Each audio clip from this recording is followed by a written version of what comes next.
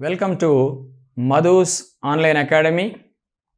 So in this session, we are going to discuss about the details of Ashoka from his birth to death. Okay. So in the earlier class, I have covered about the family details of Ashoka, in which I also discussed about the parents of Ashoka, as well his wives and also brothers and his daughters and also grandsons of Ashoka. So in this session, we are going to discuss about the other details of Ashoka. Here, Ashoka was born in the year 304 BC. Ashoka was born in the year 304 BC and his parents were, once again I am telling the names of his parents, they were Bindusara and Subhadrangi. Bindusara and Subhadrangi were the parents of our Ashoka. As we know very well that the founder of the Mauryan Empire was our Chandragupta Maurya. So we know very well that Chandragupta Maurya laid the foundation of the greatest Mauryan Empire in the last quarter of 4th century BCE by defeating the last Nanda dynasty ruler Dhanananda. So who was the last ruler of the Nanda dynasty? Dhanananda. Remember this. And after defeating him, he laid the foundation of Mauryan Empire on the ruins of Nanda Empire. Remember this carefully. So Chandragupta Maurya was, here CGM stands for Chandragupta Maurya, remember. So Chandragupta Maurya was succeeded by his eldest son called Bindusara. Bindusara. And finally, Bindusara was succeeded by Ashoka. Remember, Ashoka. Bindusara was succeeded by Ashoka. Now we are going to look into or discuss about the importance of Ashoka, particularly from his birth to death. So as I told you just now that Ashoka was born in the year 304 BC, to whom? Bindusara and Subhadrangi. And also at his teenage, at the age of 18 years, Ashoka was appointed as the Viceroy of Ujjaini. Viceroy of Ujjaini in the year 286 BCE, remember. So at that time his age was only 18 years. Okay. So here he was his father Bindusara appointed Susima or Sumana as the Viceroy of Takshashila. So here Susima or Sumana was the eldest son of Bindusara and also eldest brother to our Maurya Ashoka. Remember this. And whereas his father Bindusara appointed him means here refer to our Ashoka, remember. So appointed him as the Viceroy of Viceroy to Ujjaini. So Ujjaini was the capital city of Avanti-Ratta. Avanti-Ratta. Ratta means Rashtra. So it is nothing but, remember, it is nothing but, remember, so province of the Mauryan Empire. For the administrative convenience, for the administrative efficiency, the vast Mauryan Empire was further divided into some provinces, and one of them was our Avanti-Ratta. Its capital was Ujjaini. And whereas, remember this very carefully, so what happened was that Susima or Sumana was appointed as the Viceroy of Uttarapada. So its capital was Takshashila, remember, Takshashila, right? So coming to the here, next what happened was that in the year 286 BC, so in that year only, just now as I told you that Ashoka was appointed as the Viceroy. Viceroy means equal to governor. So Ashoka was appointed as the governor of Avanti-Ratta, which its capital was Ujjaini. Just now I told you. So in the same year, actually he fell in love with a beautiful girl called, Devi. Her name was Devi, remember. So her name was Devi. So he fell in love with Devi. So who belongs to Vaishya community? Who belonged to a city called Vidisha? Okay, remember. So he fell in love with Devi, who belongs to Vaishya community and belongs to a town called Vidisha, which is very near to his capital city Ujjaini. Very near to his capital city Ujjaini. So he fell in love with whom? Devi, and also married her in the year 286. So after that, after 2 years, he gave birth to Mahendra, who was the eldest son of, Ashoka. So Mahendra was born to Devi, Madam Devi, and our Maurya Ashoka in the year 284 BCE. So he was the eldest son of our Ashoka. He was the eldest son of our Ashoka. Remember, he was the eldest son of our Ashoka. And after 2 years gap, so he gave birth to whom? Sanghamitra. Okay, remember, so that wife, Madam Devi had given birth to Sanghamitra, remember, in the year 282 BC. So here Mahendra was the eldest son of Devi and Ashoka, whereas Sanghamitra was the eldest daughter of Devi and Ashoka. Remember this carefully. Next, so in the year 274 approximately, so here is a controversy among the historians. Really, so in the year 274 only that Ashoka came to the throne, or in 270 or 71. So like that there is a controversy. Remember, in some books says, the historian says that he ascended to the throne in the year 269 also. So whatever it is, so what was happened, war of succession took place between his eldest brother Susima or Sumana and Ashoka. Okay, Ashoka, you can write like this also. Yeah. So between his eldest brother Susima or Sumana and Ashoka, there was a war of succession. A battle took place to come to the power, to succeed their father. So actually, according to tradition, here being eldest son of his father, Susima was capable to come to the throne after the death of his father.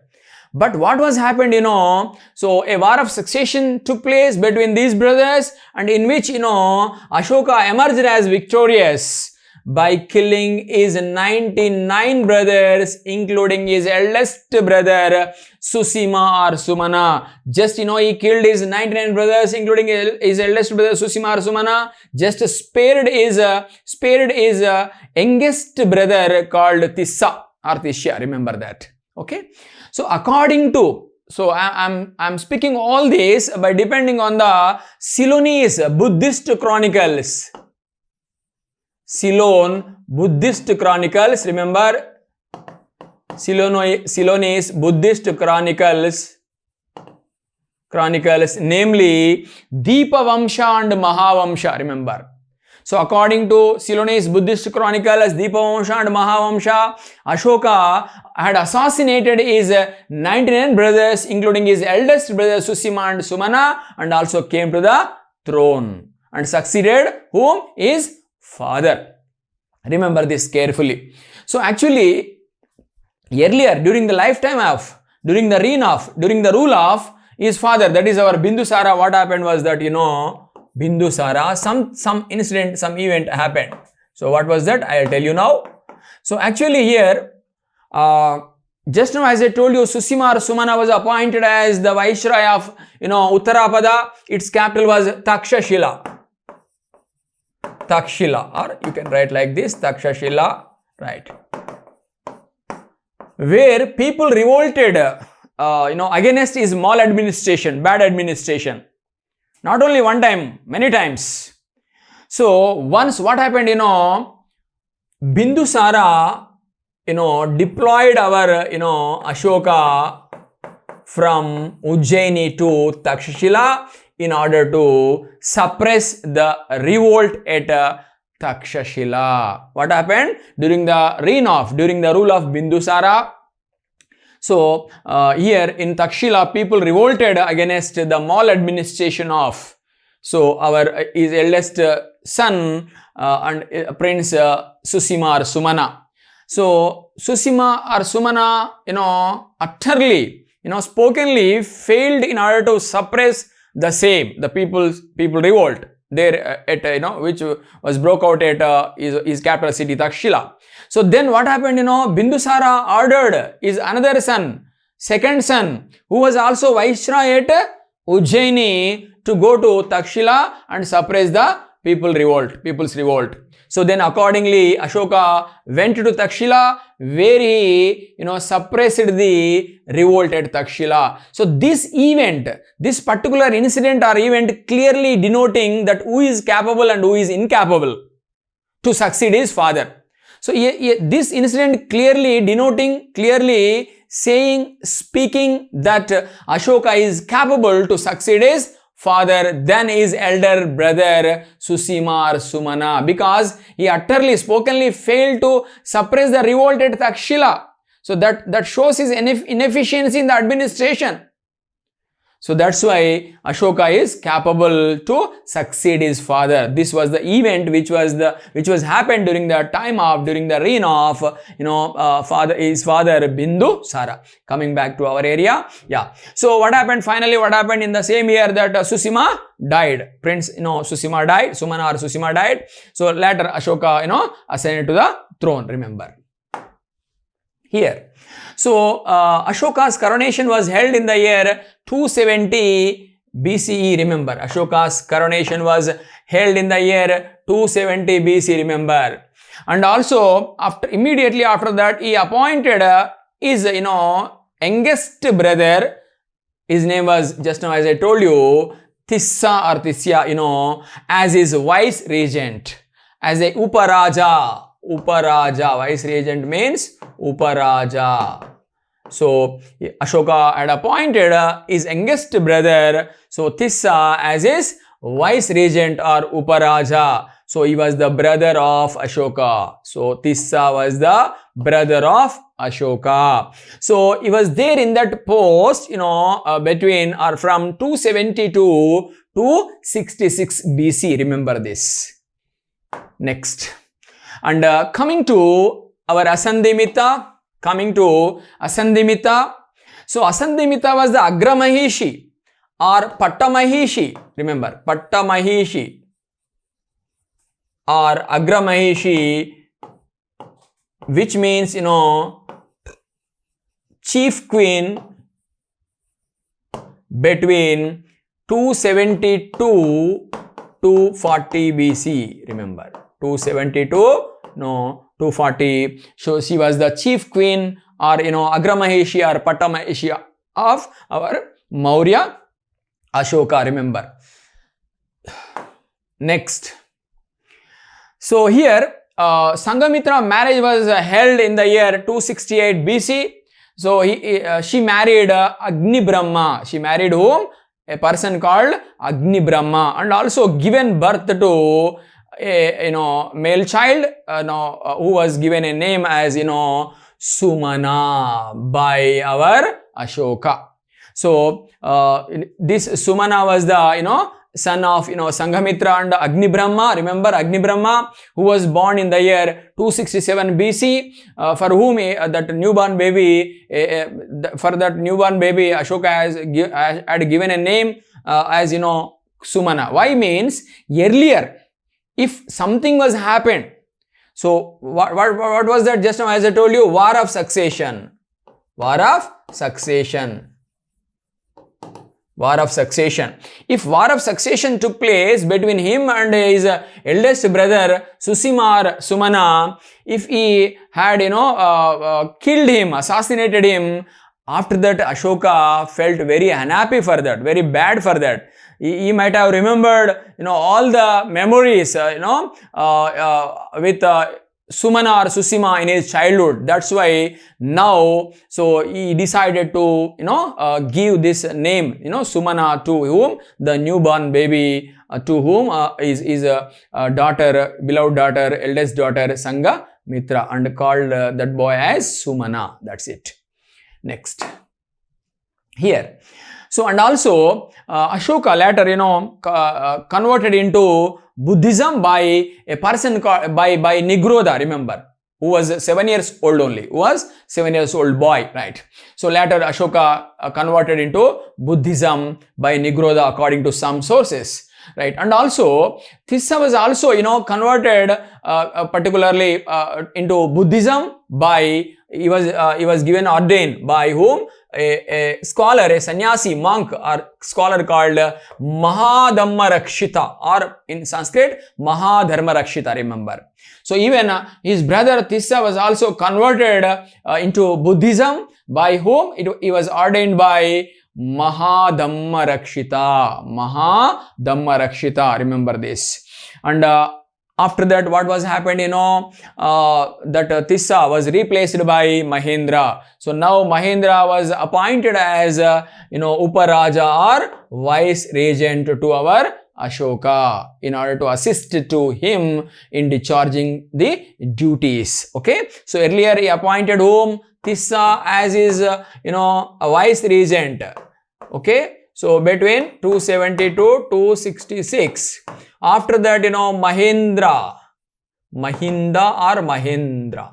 Original name Mahinda only. Mahinda. So from 266 onwards, right? Remember. Okay. So he was appointed as Uparaja by our Ashoka. Next. So here, Ashoka started constructing, Buddhist viharas and also chaityas. So vihara and chaityas, these are the Buddhist constructions, remember. Stupa, vihara, chaityas, belongs to Buddhism, remember, right? So all these constructions took place between around 266 to 263, remember. And later, in 263, so Kunala was born. To whom? So one of his wives called Padmavati. Kunala was a son of Padmavati and Ashoka. So Kunala was the son of, Padmavati and Ashoka, who was born in the year 263 BC, remember. And also here Mahendra, a Sangha was, a Buddhist Sangha was also formed under the leadership of, Mahendra between 262 to 254, remember. Dates are not that much important. The subject is very, very important here, right? Next. Kalinga war, remember. Kalinga war. So what was happened? So as we know very well that it was fought in and around 262 or 261, 260 BC between our Maurya Ashoka and then is a Kalingan counterpart, right? So what was happened, what was the outcome, what was the result of Kalinga war? We know very well that in the Kalinga war, our Ashoka emerged as victorious. Remember here, actually, Ashoka changed his mindset after knowing, after seeing, after experiencing the bloodshed in the battlefield. Because according to some sources, more than 1 lakh people lost their lives, dead. And more than 1 lakh people, were imprisoned. So many of them, lost their, body parts, wounded severely. So after seeing the conditions, bloodshed and also the conditions, particularly circumstances, okay, he changed his mindset and decided not to wage war further or now onwards. That's why, so in one of his rock edicts, remember, in one of his rock edicts, Ashoka, that is, 13th rock edict, 13th major rock edict. So in one of his rock edicts, Ashoka mentioned that, said that, inscribed that, now onwards, I'm not going to wage wars. Now onwards, people would listen Dhamma Bheri instead of, Yuddha Bheri. instead of Yuddha Beri or Yuddha Ghosha. Okay, right.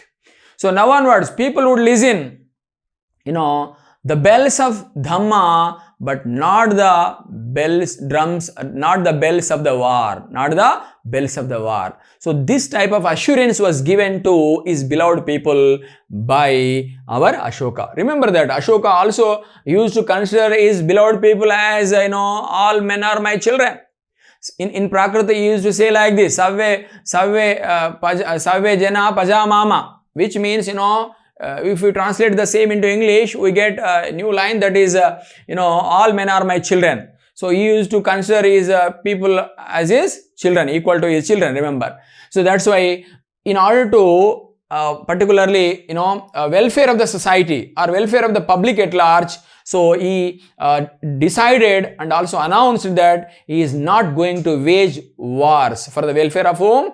Public at large. He stopped waging wars after Kalinga war. Why, he waged this Kalinga war against Kalinga means, remember here, what happened was that, we know very well that during the time of the Bindusara, he conquered the territories between two seas. Those two seas might be, Arabian Sea as well, Bay of Bengal. Arabian Sea as well, Bay of Bengal, remember.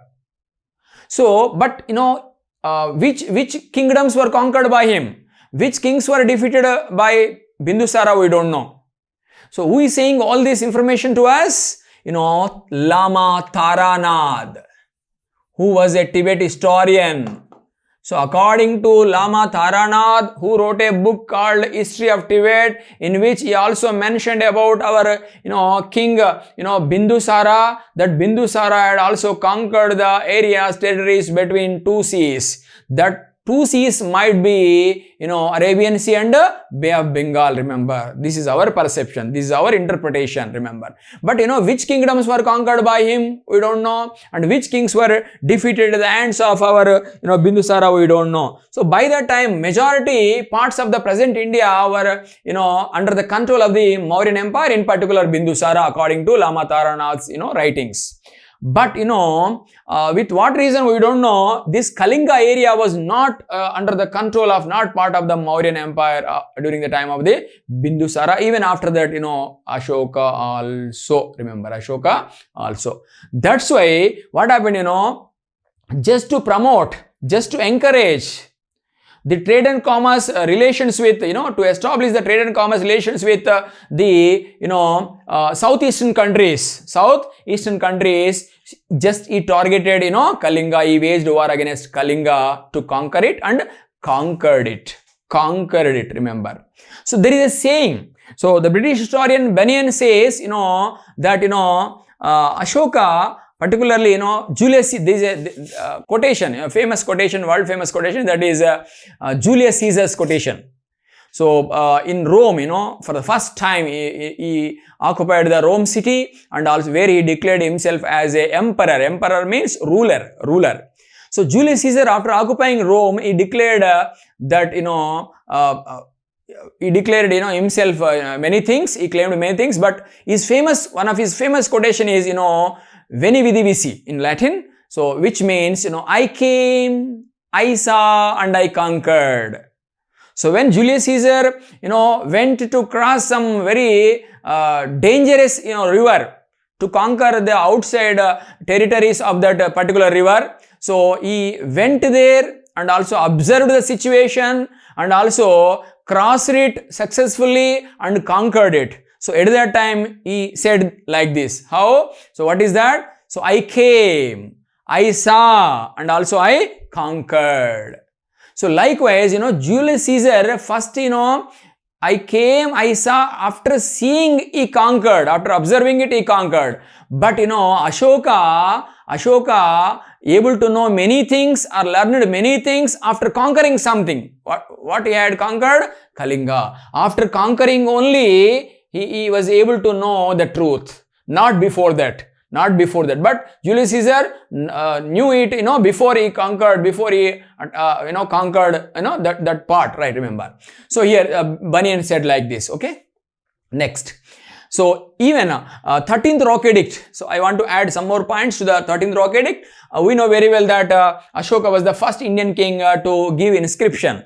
So in the form of inscription, Ashoka was the first king to speak with his beloved people in the form of inscriptions only, remember. And he had issued many inscriptions in different parts of India or Indian subcontinent, remember. And also, remember here, 13th Rock Edict also speaks about the south boundary states of Mauryan empire, except the present Kerala, Tamil Nadu, the extreme south. So the remaining, the present territories in India, areas in India were part and parcel of the Mauryan empire, in particular our Ashoka, remember, including the Bangladesh, Nepal area and also Pakistan area, India area. All these were ruled by the Mauryans, right? Remember, Maurya rulers. And also in this 13th Rock Edict, Ashoka also mentioned about his Hellenic Greek counterparts. Particularly, he mentioned about the names, that Antigonus Gonatas of Macedonia, as well Magas of Cyrene, Alexander of Epirus, Ptolemy Philadelphus of Egypt, Antiochus Theos of Syria. So who were his world Hellenic counterparts? For example, so his contemporary Syrian ruler was Antiochus Theos, and Egypt ruler was Ptolemy Philadelphus, and Epirus ruler was Alexander, and Magas was Cyrene Magas. And also, apart from that, at that time Macedonia ruler was Antigonus Gonatas. All these names were also mentioned by him in his rock edict called 13th Rock Edict. Remember, very, very important for the examination point of view. Right. So this is all about our importance of our Kalinga war as well, 13th Rock Edict. Next. So here in the year, just now as I mentioned that, Kunala was born to whom? Padmavati, who was one of the sons of our Maurya Ashoka. So it is said in Divyavadana, one of the Buddhist scriptures. Next. So even, particularly just now as I told you, Sangha, so was formed under the leadership of, Mahendra. Right. And also Ashoka had issued two Kalinga, inscriptions in the year 259 BCE. And after Kalinga war, maybe that our Ashoka took a pilgrimage to holy places which are associated with, Buddha and Buddhism. Particularly, first he paid his visit to, Lumbini. Remember, Lumbini. So actually, Ashoka was taken to Lumbini by whom? Upagupta. So later, Ashoka was taken to Bodhimula, that is Bodhgaya, right? So why he particularly toured, visited these places means these are the holy places which are directly associated with the life of Buddha, who laid the foundation of Buddhist doctrine or Buddhism, right? So here, after visiting Lumbini, where Siddhartha Gautama Buddha was born, right? So here, what happened was that, coming to the significance of Lumbini, so in order to mark his visit to Lumbini, our Ashoka had also set up an inscription over there called Rummindai. Rummindai pillar inscription. Rummindai pillar inscription was set up by our Maurya Ashoka in order to mark his visit to, a place called Lumbini, and in which he also, some word is also inscribed apart from other information, some important word, that is Attabhagiya. Attabhagiya or Attabhageya, which means 1/8. So here, in order to mark his visit, he had given some good announcement to the people of that Lumbini area. He decided to cut down the tax burden on the shoulders of the people at Lumbini to how much? 1/8. In the rest of his empire, the tax was very high. But in this area, particularly in order to mark his visit to Lumbini, deliberately he reduced the tax burden on the people of the Lumbini surrounding areas to how much? 1/8 percentage, 1/8 percentage. That's why the word Attabagiya was inscribed on the Rummindai pillar inscription, which was set up by Ashoka in order to mark his visit to or pilgrimage to Lumbini, which was the sacred place, holy place where Siddhartha Gautama Buddha was born. Remember, after that he went to Bodh Gaya. Yeah. So next, even 8th rock edict refers to the Ashoka's visit to Lumbini in and around 250-249 BC. 250-249 BC. Remember this. Next. So he also held a Buddhist council, that was a third Buddhist council. So here remember that third Buddhist council was presided by Mogaliputta Tissa, which was held at his capital city Pataliputra. Okay, so in and around 253 BCE, third Buddhist council was held at his capital city Pataliputra, so which was presided over by Mogaliputta Tissa, in which the last Pitaka of Tripitakas was compiled. What was the last Pitaka of Tripitakas? Abhidhamma Pitaka. Abhidhamma Pitaka. Pitaka means nothing but Buddhist Dhamma. Basket, okay, Dhamma basket of Dhamma. So here the holy books of Buddhism are called Tripitakas. Tripitakas means three. Pitakas means baskets of Dhamma. In which the Tripitakas includes the moral values, ethics, and the order of the Buddhist Sangha, as well the teachings of Buddha. In the latter course of time, some philosophical approach was also added to the teachings of Buddha in Tripitakas, right? So what are those Tripitakas? Vinaya Pitaka, Sutta Pitaka, and Abhidhamma Pitaka. Remember, Abhidhamma Pitaka. So all together known as what? Tripitakas. The first two Pitakas of Tripitakas, namely Vinaya Pitaka and Sutta Pitaka, were compiled as a part of first Buddhist council. So first two Pitakas of Tripitakas, namely Vinaya Pitaka and Sutta Pitaka, were compiled as a part of first Buddhist council only. Whereas the remaining Pitaka, which was also last Pitaka, that is nothing but our Abhidhamma Pitaka, was compiled as a part of third Buddhist council. In this session only it was compiled. So these are called Tripitakas, holy books of sacred books of Buddhism. So and also after convening this third Buddhist council, Ashoka also dispatched the missionaries to different countries in order to propagate Buddhism and Buddha's doctrine teachings. And in the year 252 BCE, Mahendra was sent out to Sri Lanka.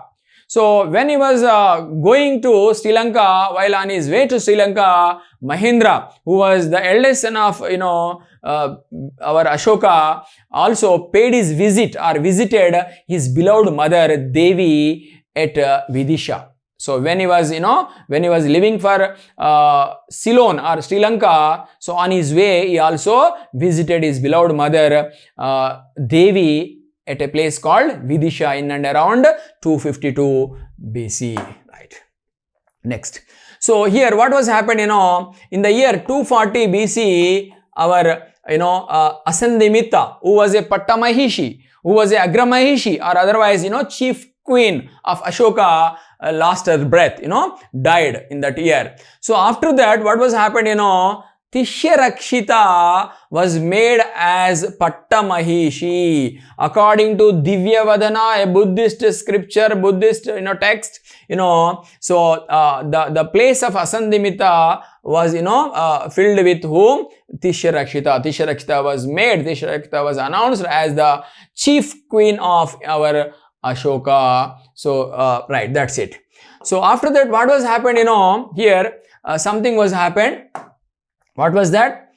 Here Tishyarakshita, after she raised it to that post, that chief queen or Patamahishi or Agramahishi, here she came to know that Ashoka was not showing that much love or affection towards her. So as I told you earlier that during his first life, teenage, Ashoka was a cruel Ashoka or Chandashoka if he committed that particular mistake, what I have discussed so far in the beginning of the today's class. What was that? So according to Ceylonese Buddhist Chronicles, as I told you, Dipavamsha and Mahavamsha, that he assassinated his 99 brothers, including his eldest brother Susima or Sumana, as I told you. If he committed that, we could consider him as Chandashoka or Cruel Ashoka. Remember that. Cruel Ashoka or Chandashoka. So after that, after ascending to the throne of Pataliputra, so he became Kamashoka, lustful Ashoka.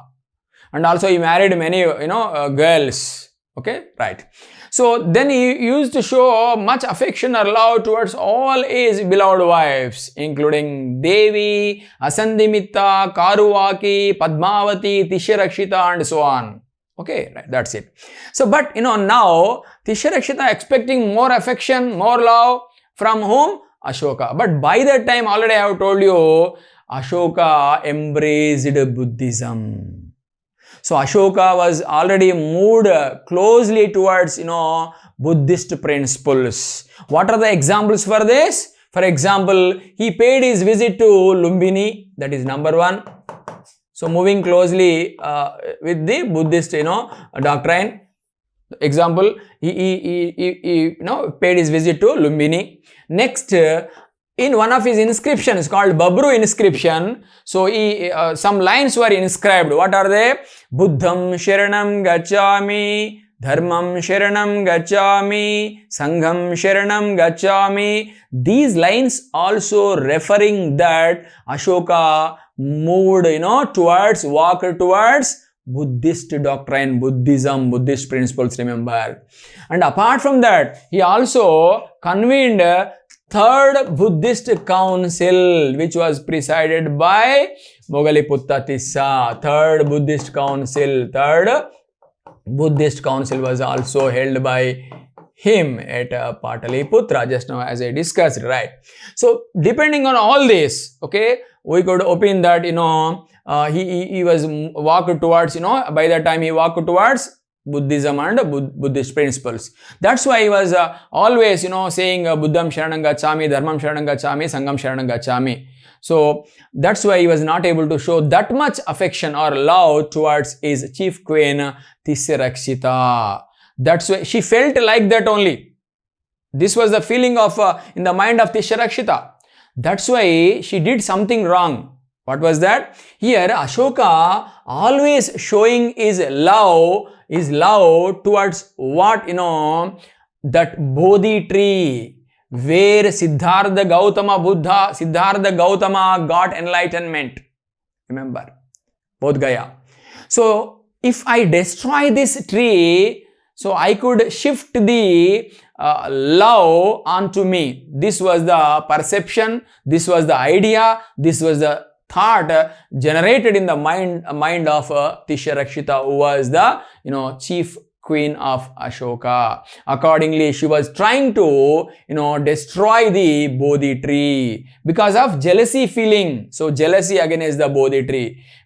Easily, if I destroy that, I could transfer, I could shift the love or affection of Ashoka onto me. That was the perception, that was the ideology, that was the mindset of Agramahishi Patamahishi, Ashoka's Agramahishi Patamahishi, our chief queen Tishyarakshita. So remember what was happened. So because of that only, so she destroyed accordingly. Okay, she made harm to that Bodhi tree. So here, according to some scholars, perceptions that Ashoka finally died in the year 232 BC because he caused for that because his wife made some harm to Bodhi tree. Means he thought that it was done by me indirectly. My wife means part and parcel of my life. So I only committed that mistake towards that holy Bodhi tree. So with that feeling only, with that sad feeling only, because he himself claiming that, he himself believing that he only committed mistake indirectly. So with that feelings only, finally he died, remember, in the year 232 BC. So in his in the 38th regnal year, 38th year of his reign, remember, in the year 232 BC Ashoka died. So before that I left something here. What was that? So here Kunala was sent out as Viceroy to Takshashila in the year 235 BC, appointed by whom? Our Maurya Ashoka only. Okay, with this we are going to wind up today's session. So if you really like this video, if this information is very much useful to you, please do like this video and also subscribe to my YouTube channel, that is Madhu's Online Academy. As well, share this video to with your friends and also leave a comment in the comment box. Okay, thank you for watching. Do like this video.